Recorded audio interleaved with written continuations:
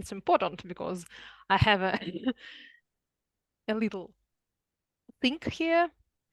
Okay, we don't have many rules, so please just ask your questions if you want. We have chat, and it will be like a really strict chat forward to organizers because I'm afraid of bots. I have a little phobia now, and I'm sorry if you will feel uncomfortable with it.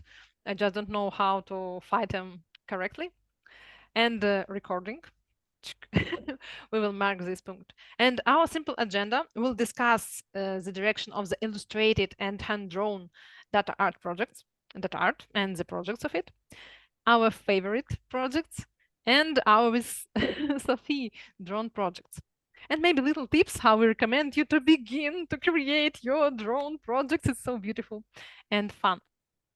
Okay, about me, I'm Natalia Kiseleva. I'm an engineer and business intelligence analyst. I'm database and data art popularizer, trainer in several universities, and about for data visualization, of course, and mentor of the Database Society, trainer at the Institute of Business Intelligence, and the chief editor of Make Your Data Speak Database Journal.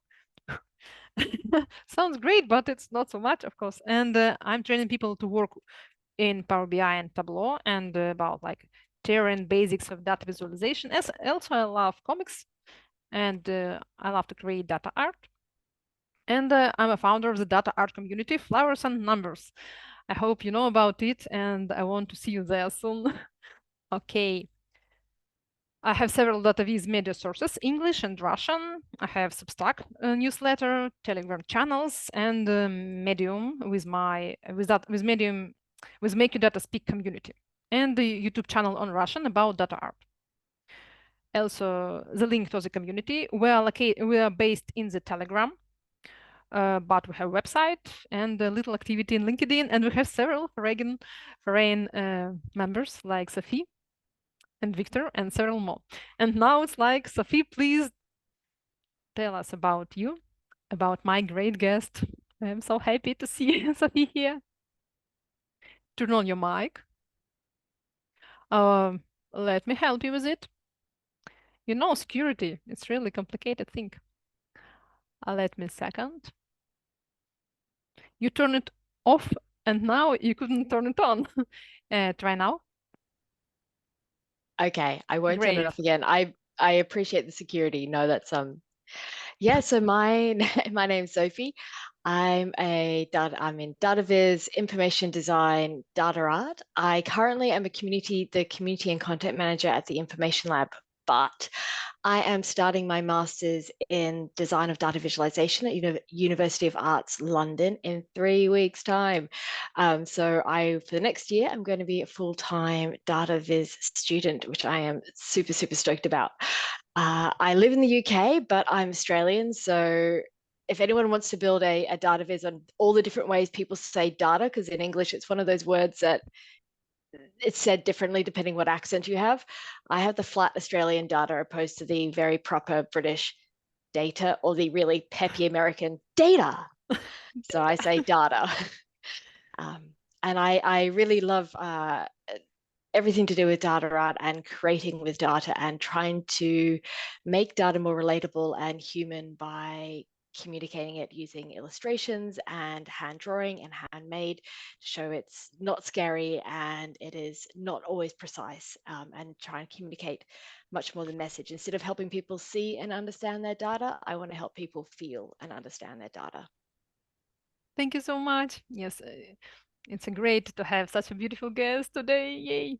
And I'm not sure what audience we have today, so I'll tell you a little about data visualization. You know, in data visualization, we have like several directions from more discrete and precise, like dashboards, like charts, for more beautiful, like infographic or maybe data art. And in this artistic direction, you know, your data isn't so specific and not so maybe, I think it's not the best way to understand the data quickly, but this is a pleasant way to see the data, to I don't know, maybe to feel about data, like I said. I love this phrase. So our broadcasts are always about data art. So the more aesthetic and the more interesting and creative direction of the data visualization. But it's not so precise. Yes, we have problems with encoding the data here, but it's still beautiful. So how to understand that you see the data art? If you see beautiful data visualization, and this is for sure data visualization, you have data inside and it's visualized somehow, and it is so beautiful that you want to hang it on your wall, then this is data art. Or maybe you want to put it in the museum. It's okay too. So these little simple questions you could ask yourself to understand the data art. I have really wide data art collection, and there is such a beautiful part of it that drawn by hand data art. And today this is our topic together with Sophie, because she's like a really great data art drawer with her beautiful data art portraits. I love them so much. I hope she will talk about them today. And we have simple data art classification. This slide is empty. It's okay, because data art could be digital. It could be analog. It could be in sound. I don't know. It could be physically made with I don't know, with clay, with stones, with everything. And I had my data art classification before the last broadcast, because the music data art break my data art classification like to the ground, and now I need to create new one. That's why this slide is empty. Sorry so much. I need time to create new classification, because sound data art. Just how could I classify it? I don't know. That's it. Now we will begin our section, like our favorite projects, with wonderful dear data. I hope Sophia know it very well. Me too. This is a great drawn by hand data art projects made by Georgia Lupi and Stephanie Pazavic. And two women send each other the postcards each week. They choose a topic and draw something on their own data, and they oh my God, you have it. I have it too. Just it's here. Believe me. Yes, it's such a big book. Oh my God. No, I'm just afraid to touch my bookshelf because there is many data arts material on it, and I'm just scary to touch it at all. And I think this is like the first big drone data art projects we know about. And I think I like jump in data art from this project. Please, Sophia, what do you think about it? Tell me, please. Yeah, I remember watching it going out live in 2014 every week that on when Twitter was Twitter and when Twitter was where people were following it along, and I absolutely loved it. It was about the same time I transitioned over career-wise fully from sort of doing analytics into data visualization, and my mind went, you could this is what you can do too. This is so cool. And it really spoke to me. So Dear Data has been one of sort of the foundational pieces of my like understanding of what where data can go sort of off the dashboard into people's hands through the mail. It was amazing. Yes, and it's looks like the postcard have two parts. One part is the art piece. Second part is a legend, really detailed legend, and you could just get your data and repeat it. So I think it's really easy to try it, easy to feel it. I think the most simple data art workshops is something like that. You just get already pre-made legend and try to repeat it with your data. And I think it's really great. And I just, I'm so impressed by these two women, how they invent so many methods to work with data, so many ideas how to create their project. So it's just, I don't know, it's so touching and really great. I think it's a I don't know how to say it, a monument in the data art industry. Yes. I wanted to touch a history a little.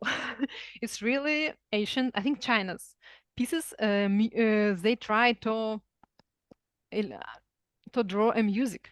And when you're trying to draw a music, it looks like an art because I could see here some waves.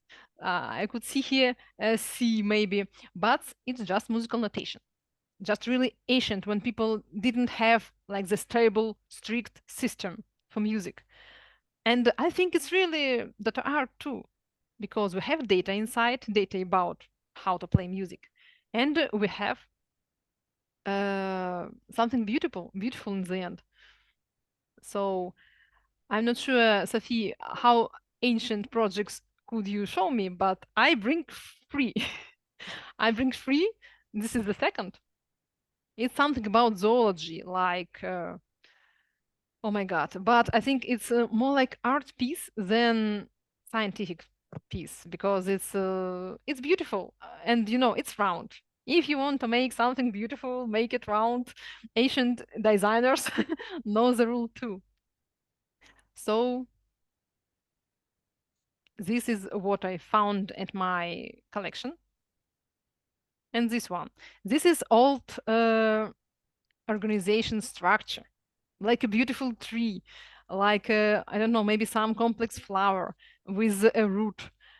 I really could see like little berries here, little leaves, but still it's really ancient. Uh, I'm not 1835. Like someone already wasn't. Someone wanted to create more beautiful piece out of the structured data about organization. It's so boring. Just draw a table or maybe simple tree. And I don't know, people just sometimes want to create beautiful things. And it it has begun really many hundreds years ago. So this is what do you think about something like this, Sophie? So I think they're both great examples. I was terrible and didn't actually put in any sources of inspiration into this deck because yours were so good. But instead, I thought I could talk a little bit around the ones you put in there. So the ancient Chinese music notation. There's This one. a long history of music notation in the East and also in the West. So if you are lucky enough to be able to, I think they've been digitized online, but some of the holdings of the British Library, they have some early medieval music, which is similar in that there's no fixed way that they visualize it. So you can see things going up and going down. They use much more square because it's Gothic, like, illuminated manuscripts. But it's this same idea, which you're visualizing the information. Music goes up, music goes down, it goes flat.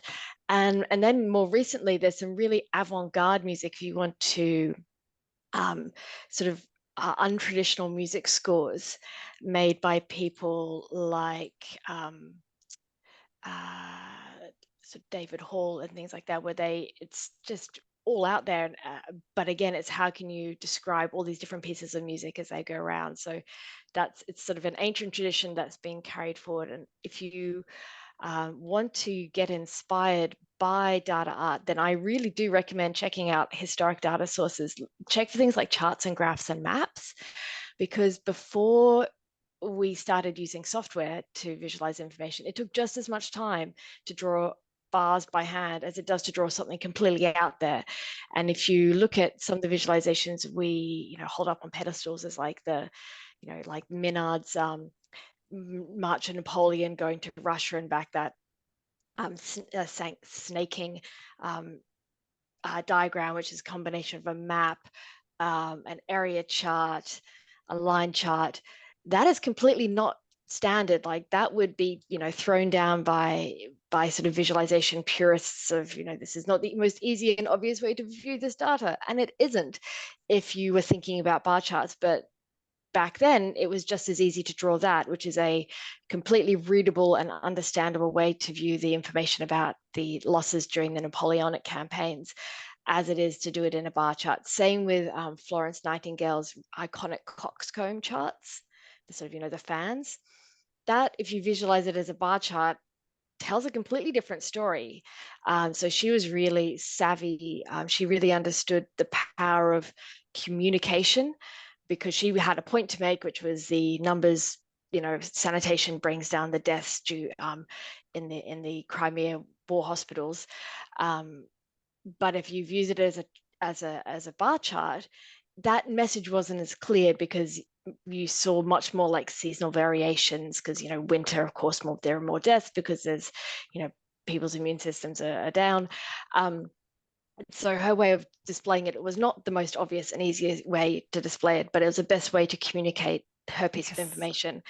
And it's just as easy with a pen and paper to do that as to draw bar charts. So I think sometimes we need to get inspiration from data art to do more traditional business data visualization, because we get stuck in a mindset of like the defaults of our tools of like Power BI or Tableau, or whatever it is, when actually a better way to view the information to communicate that message you want might not be a line chart. Time doesn't have to go from left to right. Maybe it's a circle. Maybe that's an easier way to view that information.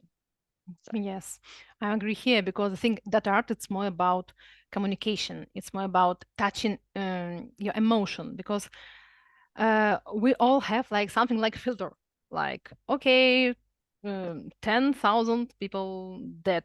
I don't care because I couldn't imagine them. But when you're showing this differently, uh, like with the method to touch emotions, I'll show you later the projects about it. Because I think it's really the way to break this cognitive shield of people and to to improve there. We have a question. Okay, Paulina asks, um, what can be considered as the first data art, like the ancient one, maybe calendar of Mayas, or maybe Egypt, something from Egypt? Yeah, I'll have to What dig do you out the think? reference. There's some amazing maps carved into stone in Italy. Um, we're talking like Stone Age, so way before the Egyptians, like thousands of years beforehand. Um, and it's a map. So I think those are. I'll have to find the references. Just bring But me a link later. yeah, I'll I'll put it bring in you a the link post. later. Yes, But yes, yeah, there's great. some very, very ancient ways to communicate information well before proper writing systems. So yeah, like this need to communicate information is like very, very old. And Uh, it looks so cool always. I found only these three, but the material data art, not drawn by hand, but made from stones, made from threads. I think we have really ancient examples, like we talk about them in the material data art broadcast, the before this. But I think that's the most ancient. And we have the site about physical data visualization, the collection of material data art and data visualizations. And if you search there, you will find really ancient pieces. Not all of them are beautiful, like data art, but still quite quite ancient. Yes, I hope we answered your question. Okay, I wanted to say about touching through emotions. And of course, I couldn't miss here the project of Giorgio Lupi and Miss Kaki, when they made a child illness history through the beautiful data art project. The symptoms of the illness, they made the petals, they used color shapes to talk about it.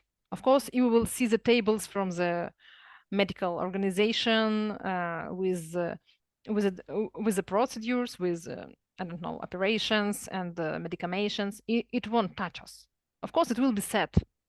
Maybe photo will scare us a little because it's sensitive topic, but such a, I don't know, this that art project like made with care, made so gentle about such a really sensitive and painful thing like a child illness.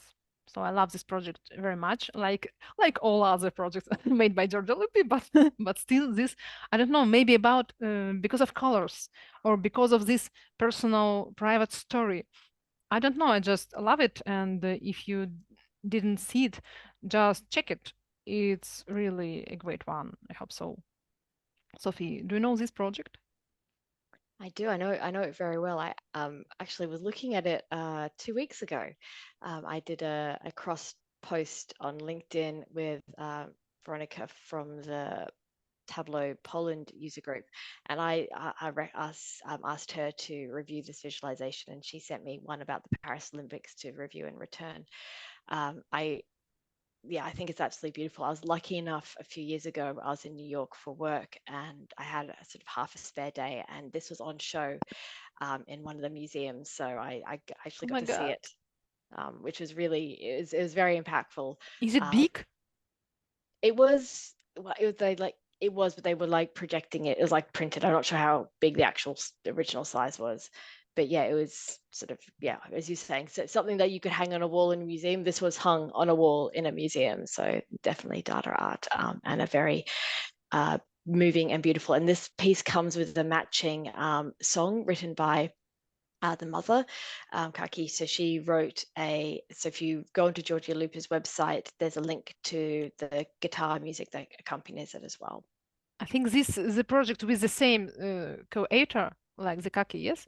Yeah. And dialogue between four hands. And later they made the project with Hennessy to make the design for Hennessy, and there is data art, music made on data, and data art made on music is just something mind blowing, and it's so cool when several I don't know sphere uh unite together. It looks great, but I will invite two more people here. Hello, everyone. Okay, so I think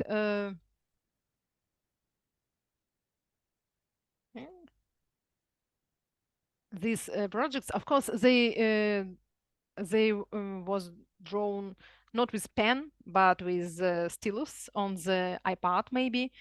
But I think it's the same because it's not made with vector.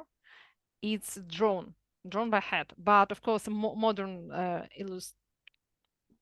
artists love to draw on their iPad, and I know many data artists prefer this method too, like Sophia. Yes, I'm sure. Yes, but I don't have like the such a screen, and I have like old school plastic without screen thing to draw on it with a scary pencil, old one, and somehow it's okay. And I'm not okay with progress. I'm kind of conservative person, but I somehow envy.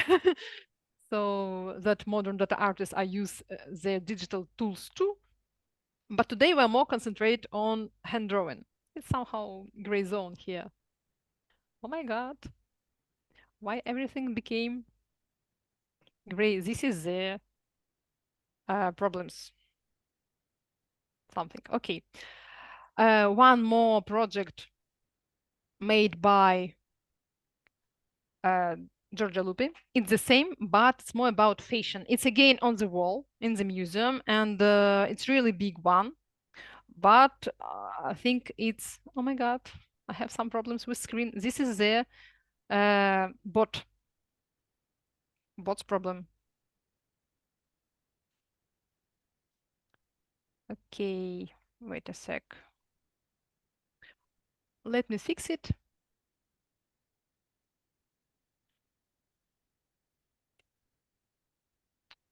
Mhm. Sorry, I'll try to. I will stop translation and make it again.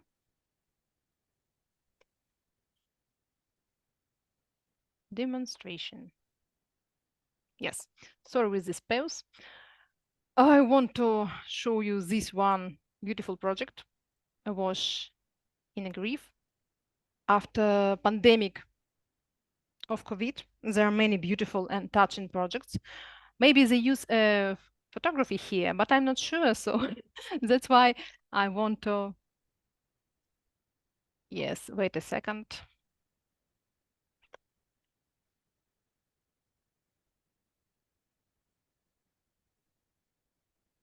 Yes, I don't know how to make it better.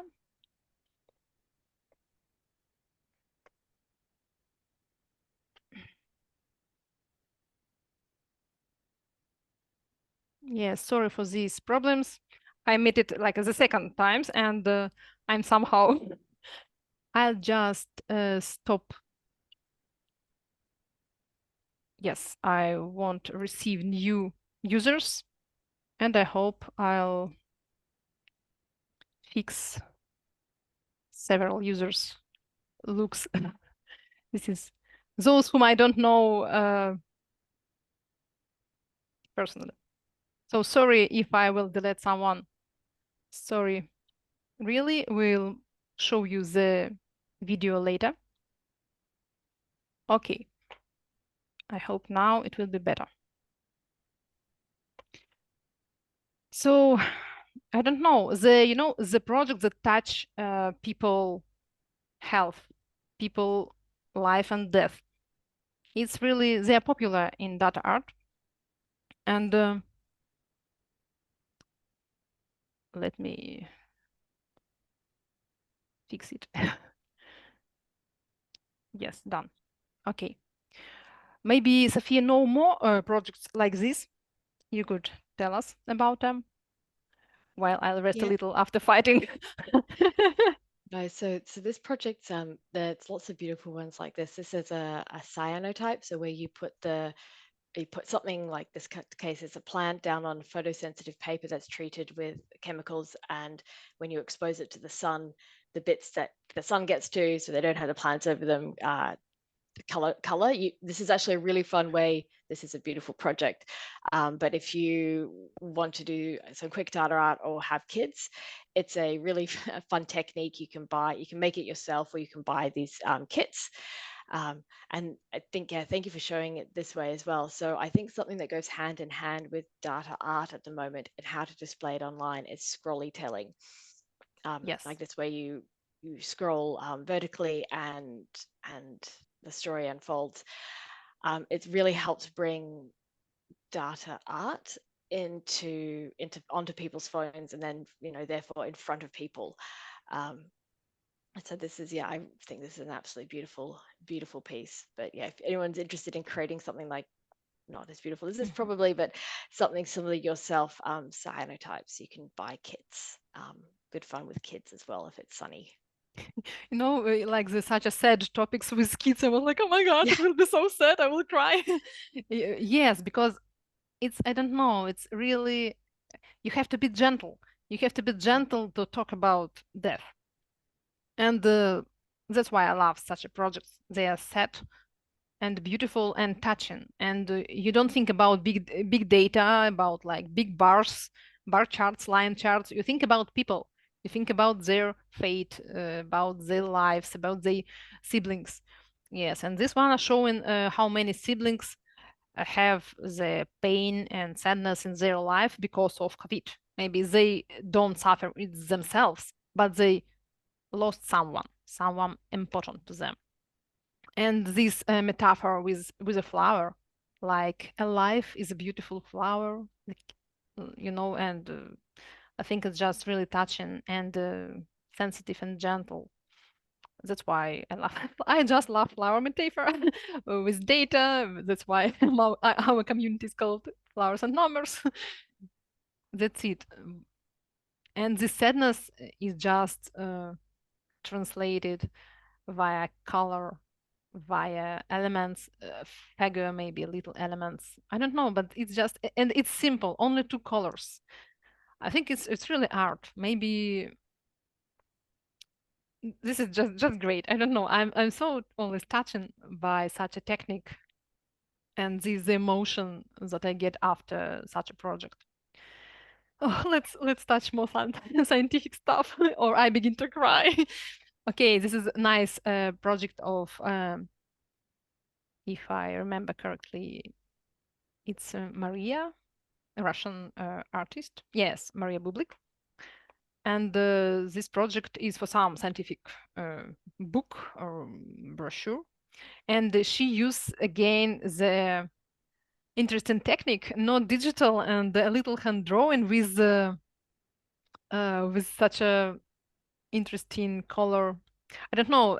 She tried to imitate the plants and when you're making the project with inks and begin to like flush, flush and begin to drop inks drops on the paper, and it looks really like something made by hand.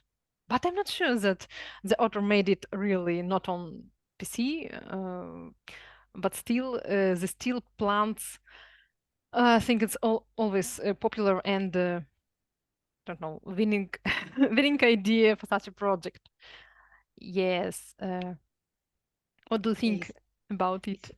No, this is on my eye candy, like data viz eye candy list. This project, I really love organic shapes, and that's Same one thing here, yes. you don't get much of in corporate visualization is those curved lines and organic shapes. You begin to see it when it comes in with like curved edge bar charts, but also it's a great way to what she's done, which is a fuzzy edge, to sort of communicate maybe a margin of error in data as well. So going back to think about why you might, what you could steal if you looked at this project and you were working in a corporate environment.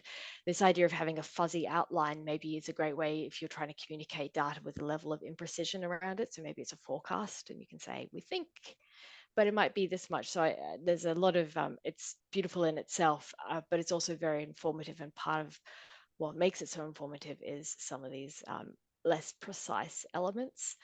I think that really helps people understand that data isn't this cold, hard, Victorian style down to the 7th decimal point. You know, if you wanted of that level of precision, the best way to view it's in a table, not in a visualization. Yes. Um, but Different if you're goal. yeah, visualizing like this will help communicate the main point of it, which is looking. This is at what reflocations it's saying. So looking at sort of larger data and communicating that with, and that does look like a piece of coral. So you get the you understand the data is communicating, but also it helps you understand the topic more as well. Yeah, so I forgot to mention, but this is a project about pollution, about air pollution and ocean pollution, and like it's about a nature. The nature metaphor is great here, I think.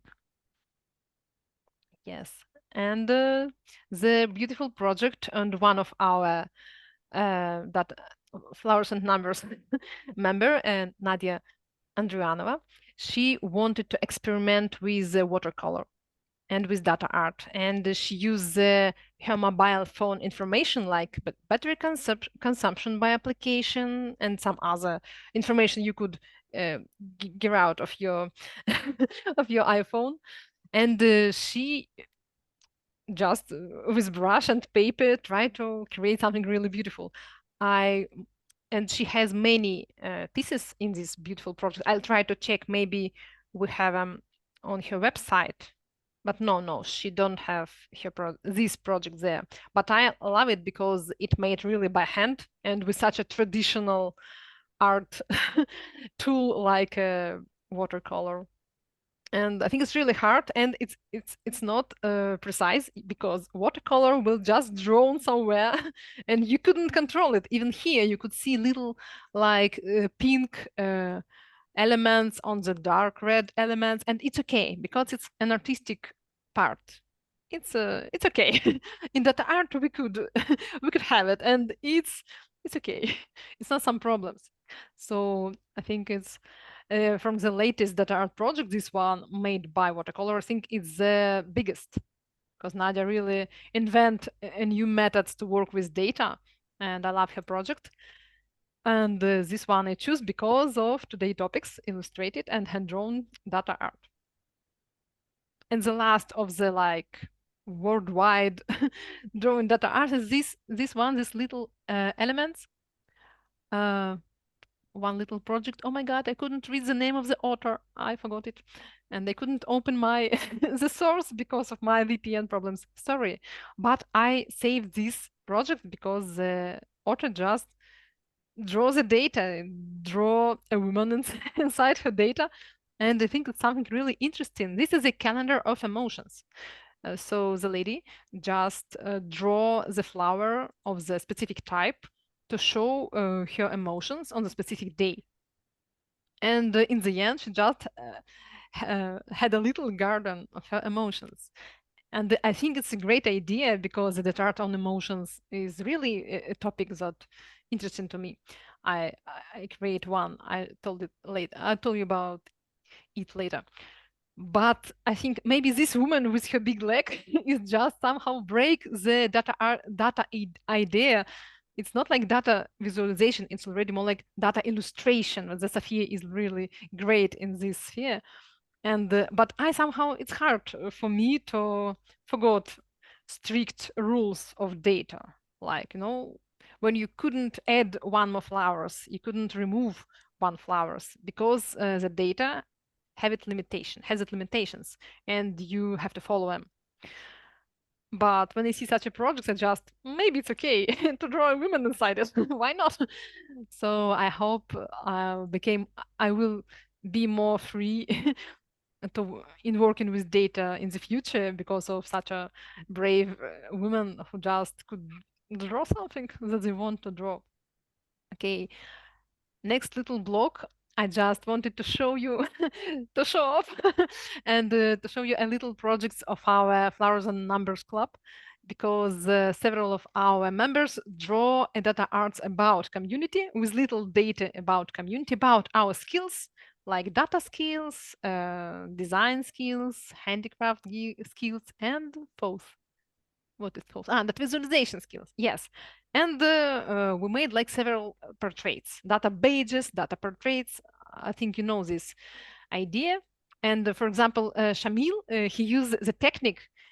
It looks like a drawing, but he create the shelves with Midjourney, and then put the little flowers with data inside.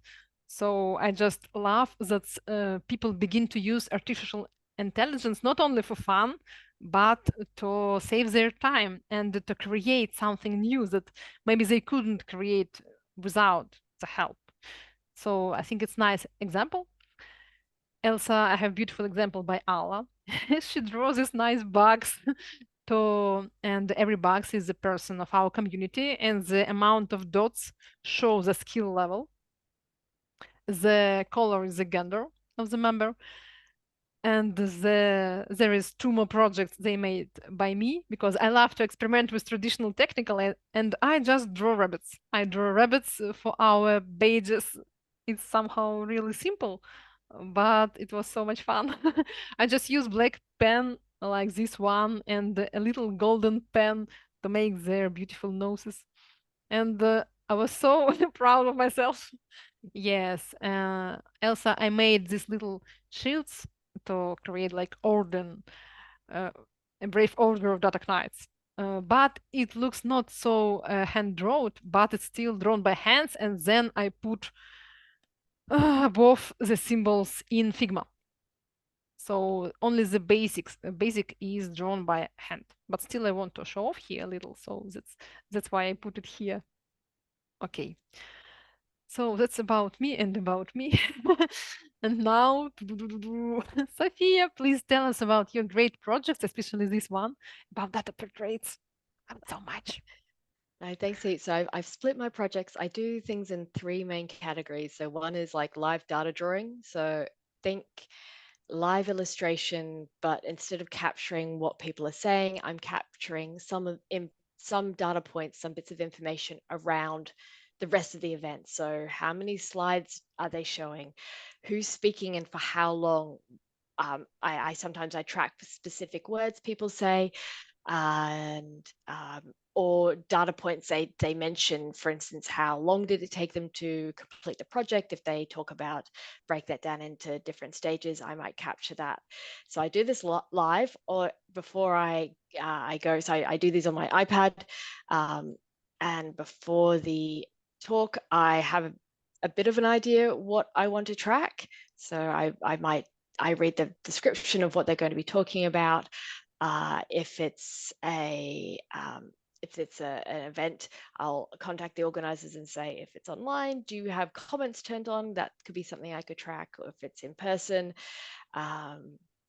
will people be clapping and things like that. And then I go ahead and try and draw. Before I start, I usually have a rough key, like the very important how to read guide, and the rest and the name of the person or the event, and the rest I do live as it's happening, which is really fun. And it helps you think on your feet. I often like to draw the actual speaker or use a photo of them and then draw the data around them. So that's sort of what I did with Annabelle and Priya.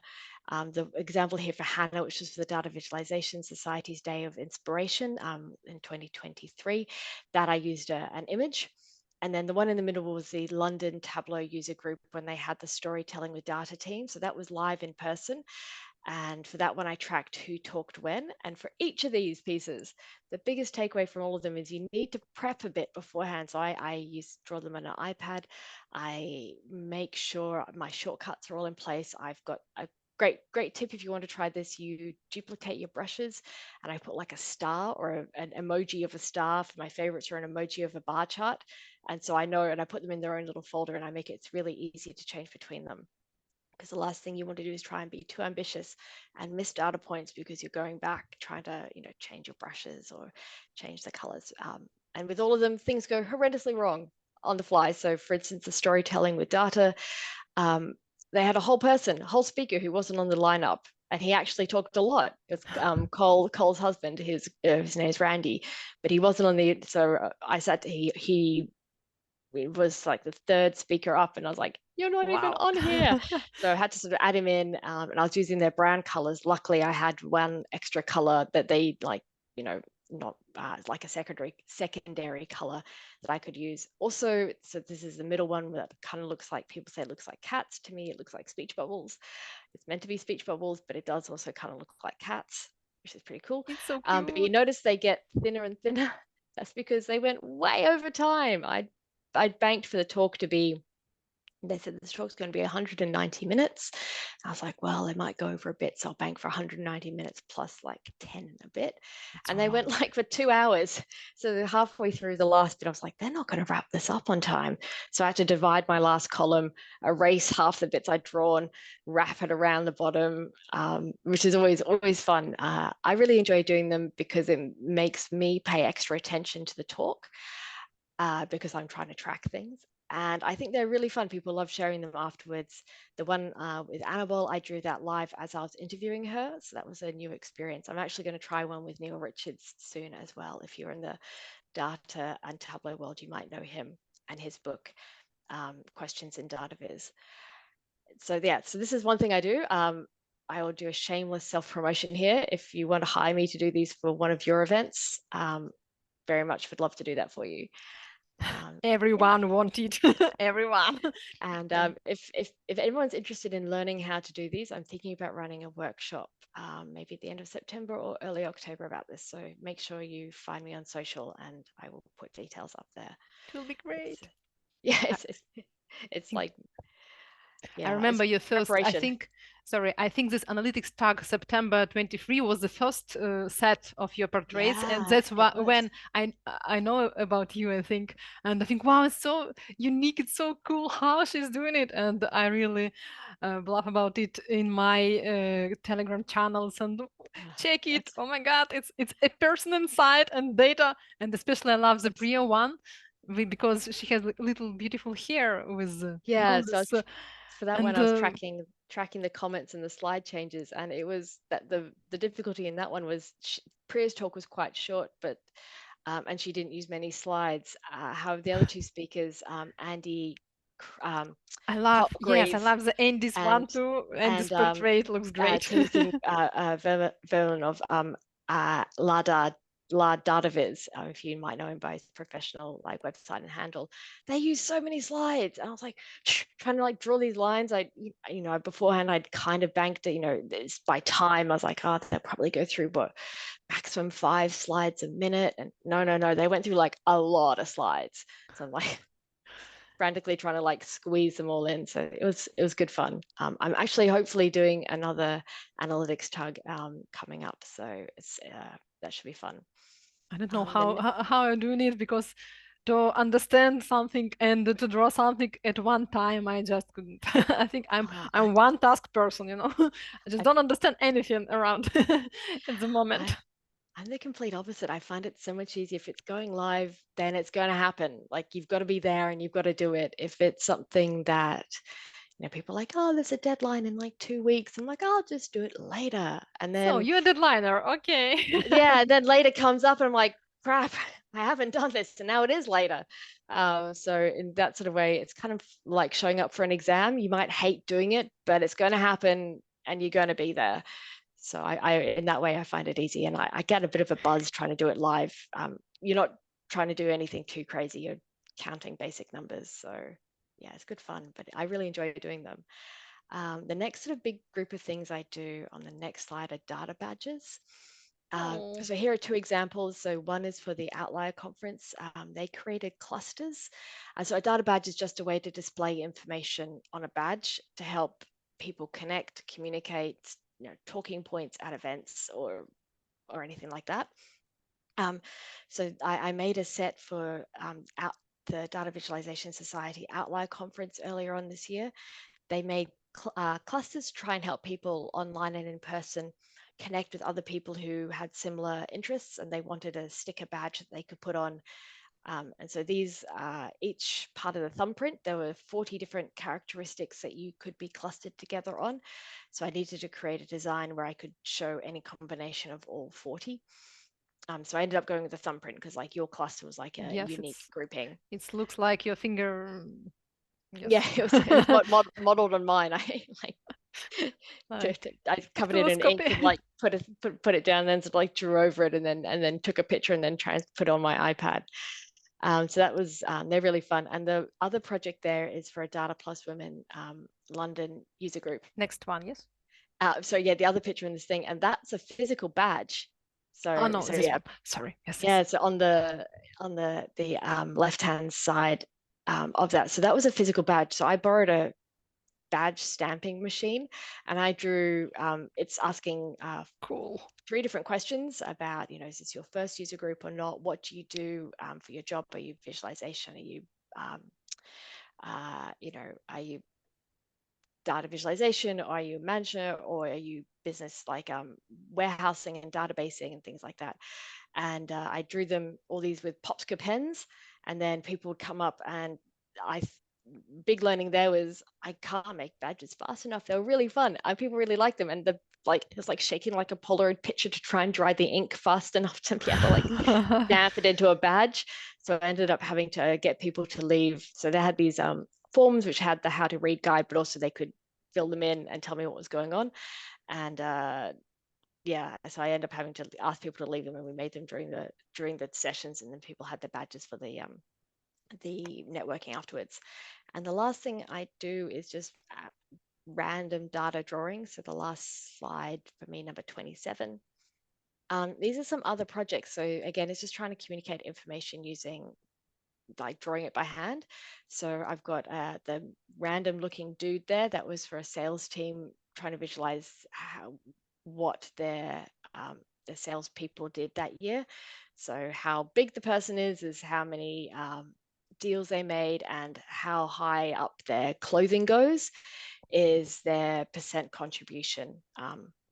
They're just the 2 metrics they gave me. So I made the whole team, and so I did individual ones and then put them together like a team photo. And I tried to design the faces to make them look a bit like the people from their Oh, LinkedIn profiles. So that was it's a so good fun. hard. It's so So hard to do it. So many people.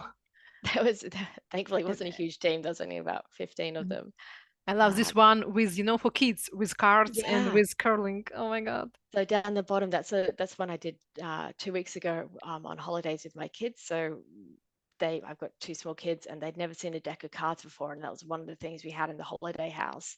They're like, "What are these?" I'm like, "They're cards. They're playing cards." And these ones had pictures of birds on them, but they're just like pulling them out and throwing them down. So I'd seen something on Instagram and creating these faces with the hair, and I was like, "Well, we've got 4 different suits like of cards, like hearts, diamonds, clubs, and spades. Let's make each one you draw out."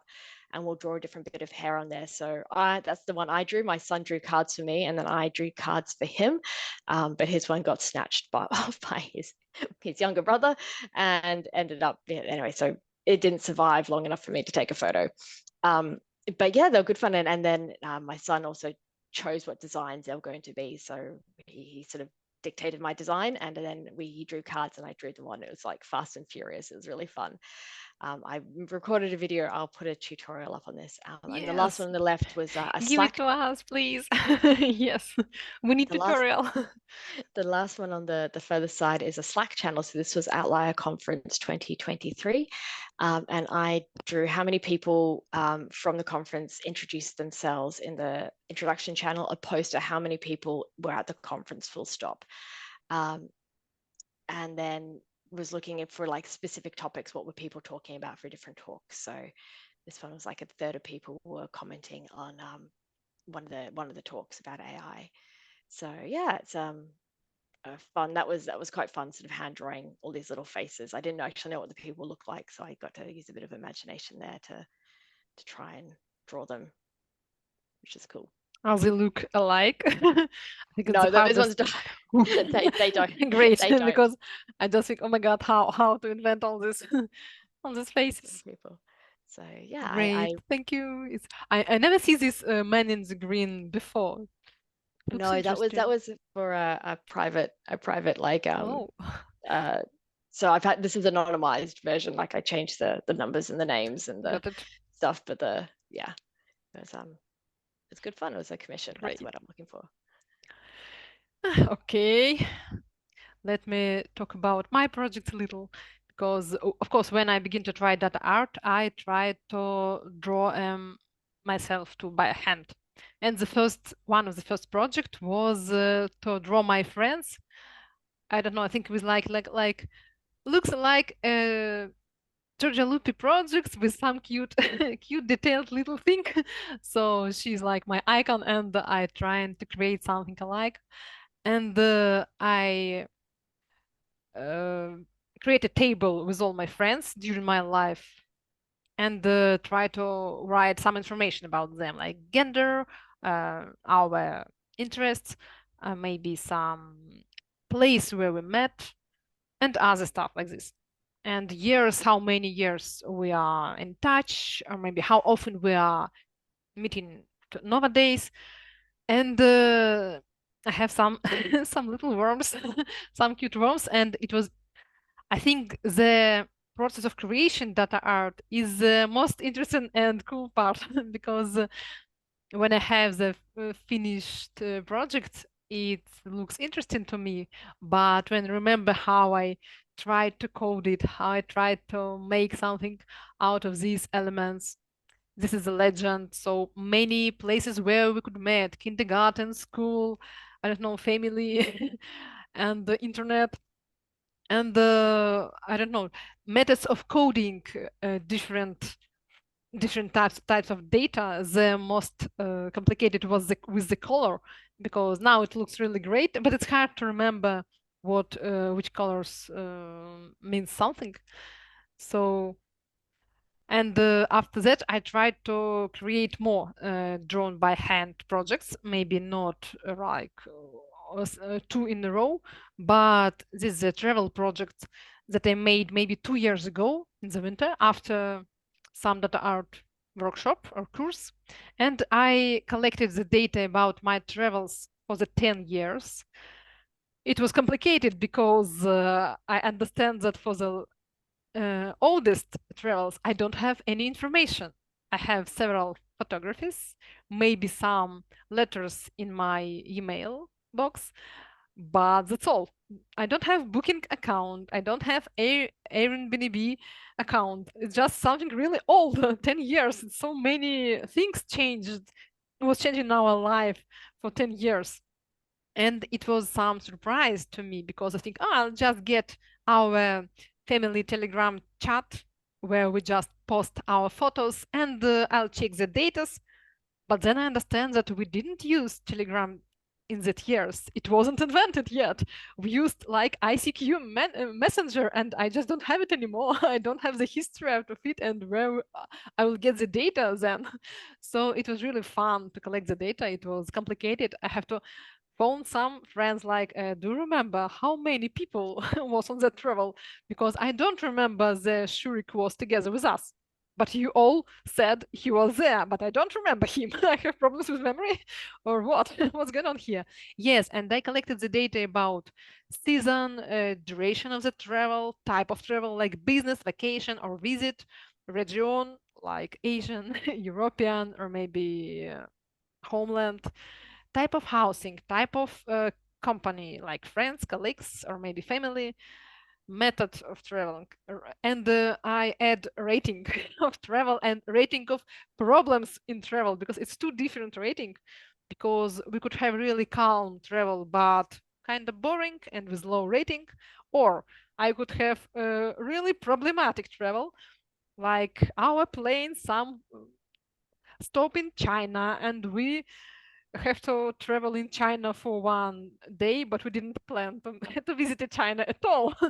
But it was still fun and it was really interesting. Yes, and I love this project very much. Here I'll show you some, I don't know, some sketch, some inspiration boards, and the most lovely parts. Now I'm in the process of trying to make it material data art, and it's such a it's a big trouble because I have to create these rings on the 3D printing via 3D printing, and then it was really hard for me to find the material. I think about wooden rings. I thought about rings from the clay, from the other, maybe metal ring, but it's hard to buy it. It's hard to create it, and that's why 3D printing is help me here. And this is the current situation of this project. It's hanging there on my wall. It's not that art still yet, but it's already hanging there because I'm afraid it will it will become a mess if I uh, don't hang it properly. But still, I hope to finish it in near month because I want to photo it near the sea before the snow will fall before the winter. So this interesting process of changing the project from the drawing one to the material one. But could you see the same form, the same idea, but different material? it's because I think the paper is kind of boring. It's not so cool. It's just a paper. Because I think the project is so great, but no one see it. I have to make it more cool, more beautiful, and maybe more, I don't know, more involving. And I want to print little QR codes and to glue it on the back side of these rings. And so you could open the link via your phone and check the photos of the travel. So it will be interactive project if I, of course, will done it. It's like this is the third step because, but I think about it because that art is something about interesting ideas and why not ideas? And I wanted to tell you about this project. I call it Data Inc. project, and this is really simple and fast project. I was drawn. It's this project is drawn like for a half an hour maybe. The idea is simple. I wanted to uh, scroll the Pinterest page about ink patterns, find the interesting one. Then I collected simple data set from my mobile, from my blog, from my life, from about my friends, or maybe about rings in my phones, about calls. And then on this motif from the illustrators techniques, I trying to create simple data art. It's like exercise. And there's many such.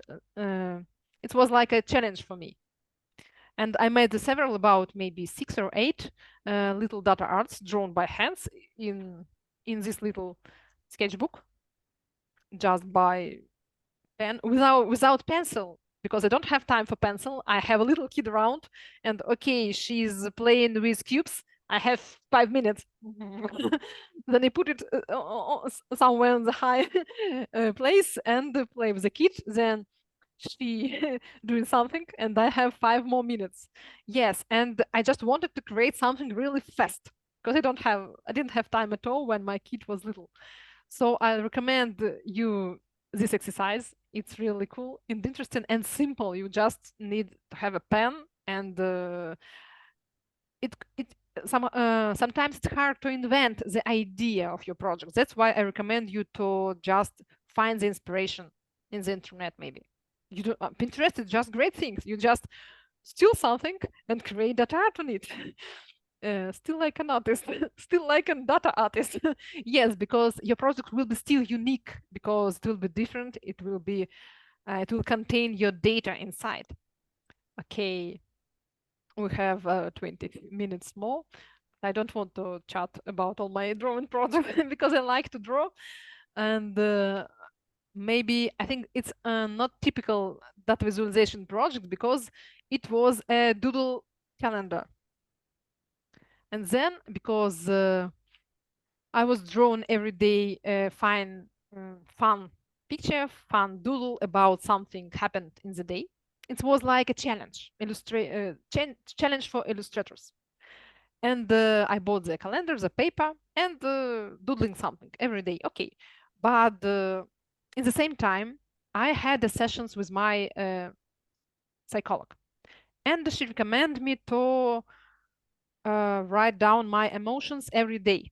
And I think I have a list of emotions for every day for the months, and I have a doodle for the same month. What not to create a data art project based on it? And I have one part of the project, and I have the second part of the project with emotions. And I codificate the emotions with the colors.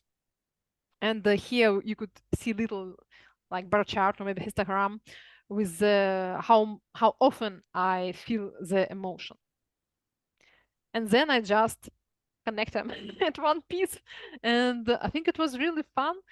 Uh, just a little, an interesting, I don't know, unit of two different processes, two different projects.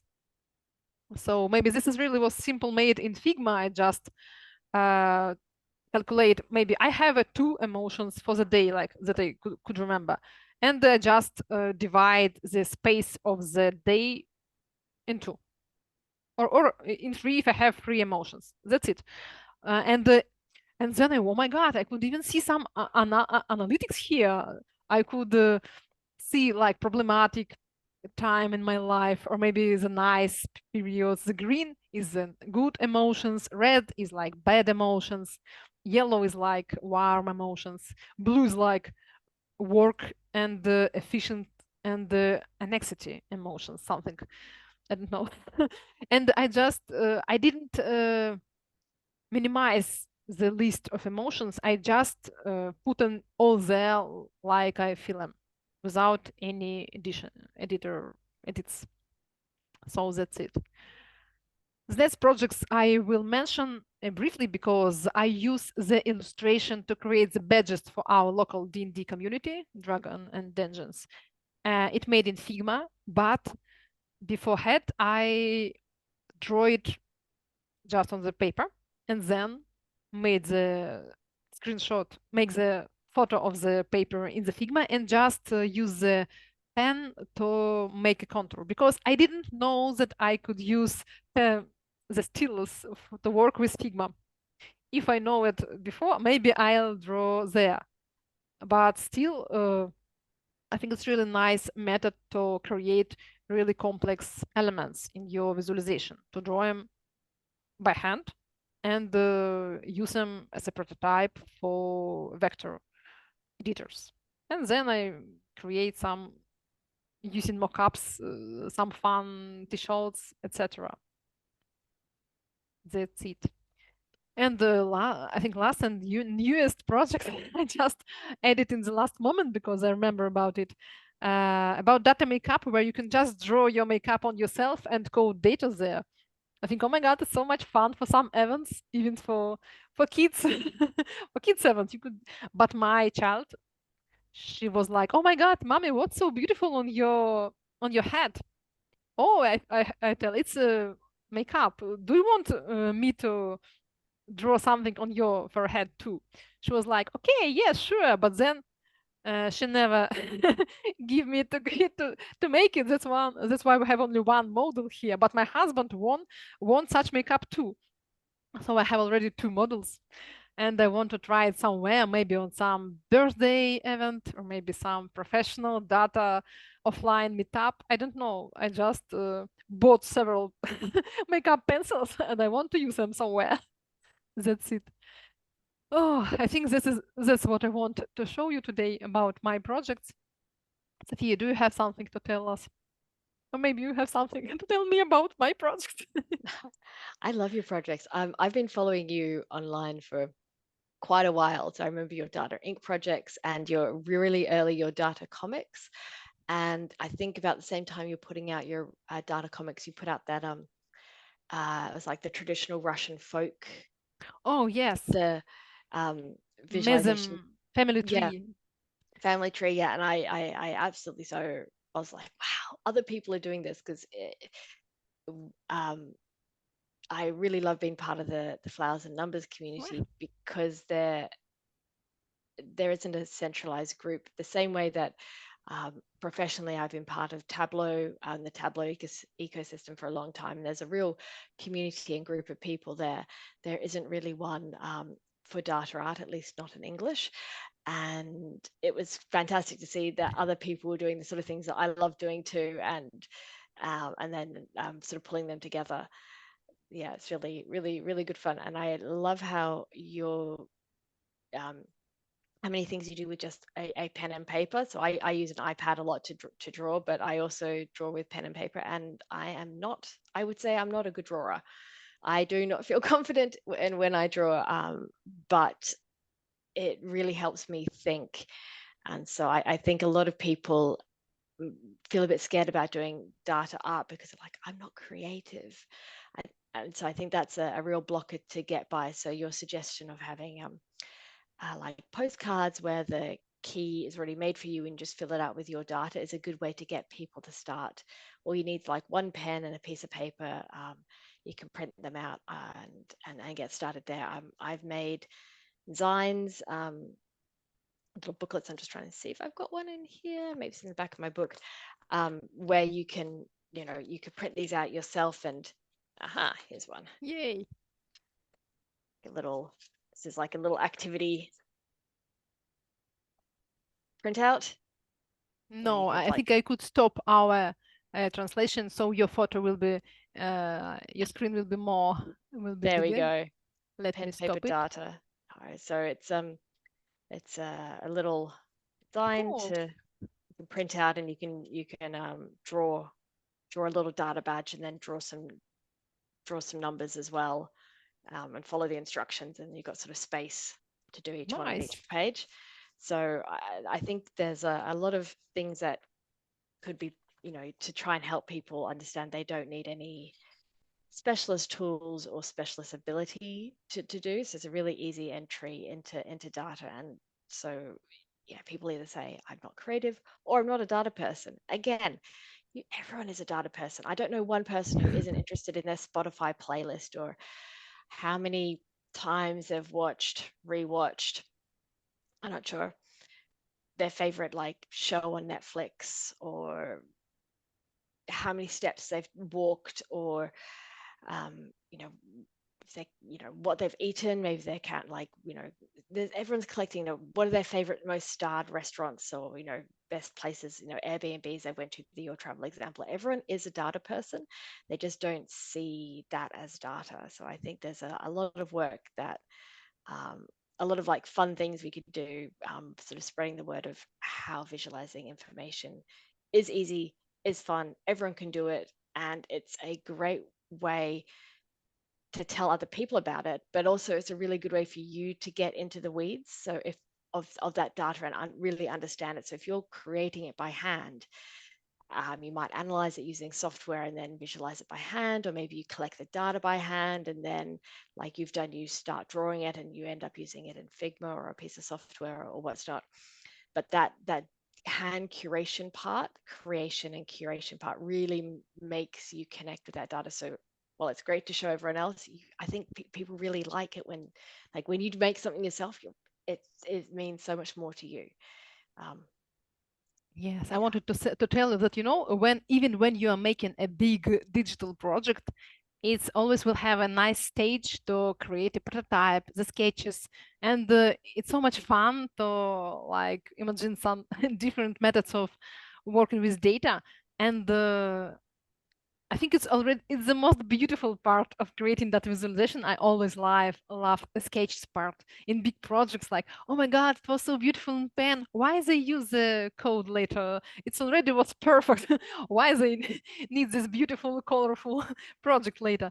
And about the beginning, there is book Observe, Collect, Draw, like the journal based on the dear data techniques. Yes, yes, yes. It's great that you have two. I have them I, there. I think there is nice step how you could collect your simple data. Your simple data, just open your phone and check how many calls to your parents do you have via last days, weeks, or month. And just write the table for whom, how often, how long, and it will be really great that art. Let me show this little. Uh, this one is about conversation. Nice. How to call it? A river? I don't know. Swamp. It's a swamp. Yes, a relative swamp. Yes, and just find if you couldn't invent the pattern, just draw some rounds. It will be beautiful. Draw some flowers. It will be great. Use everything that you like. For example, Allah loves uh, bugs, and she used bugs for her data art.